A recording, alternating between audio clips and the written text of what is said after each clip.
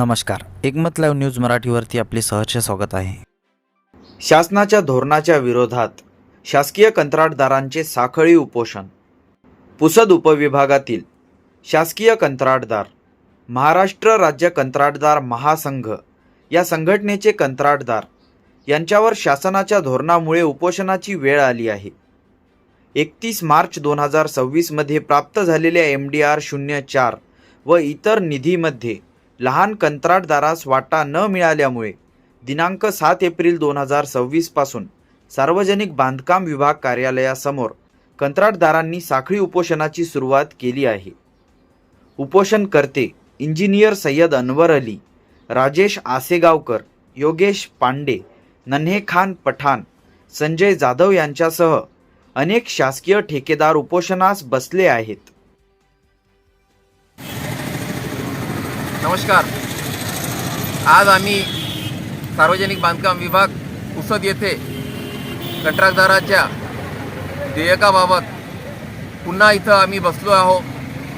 मागील 2 वर्षापासून आम्ही वेळोवेळी आंदोलने करून वेगवेगळ्या मार्गाने आम्ही शासनाला जागरूक करून राहिलो, जागवण्याचा प्रयत्न करून राहिलो आणि आमचे जे प्रलंबित देयक आहे त्याची मागणी करून राहिलो।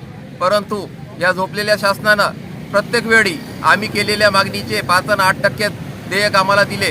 असे देयक दिल्यामुळे कंत्राटदार आता मरण्याच्या मार्गावर आहे आणि तो यानं त्या मार्गानं आत्महत्येसारखे जे पाऊल उचलून राहिला, असे पाऊल न उचलण्यासाठी शासनानं 100% निधी त्वरित द्यावी। पुसद येथे मार्चमध्ये मागील 2 वर्षा अगोदर 100% निधी येत होता, पण मागील 2-3 वर्षापासून हाच निधी जो मागणी करतो आम्ही त्याचा 5-10% येतो।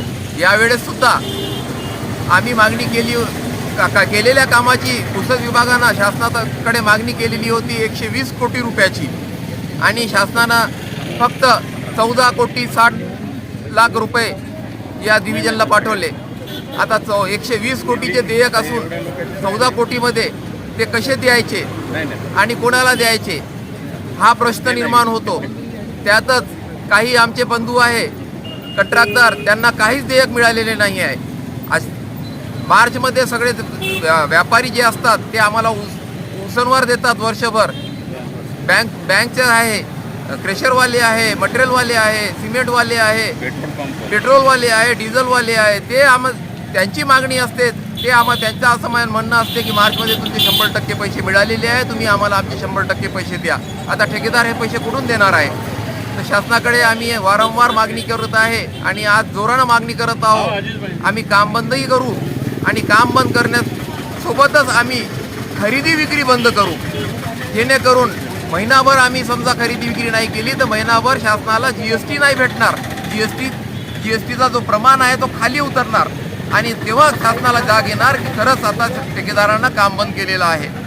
याद्वारे आम्ही आपल्या चॅनलद्वारे आम्ही मागणी करतो शासनाला की शासनानं या कंत्राटदाराच्या जे हाल होऊन राहिले त्याच्याकडे पाहावे आणि 100% देयक आम्हाला त्वरित देण्यात यावे।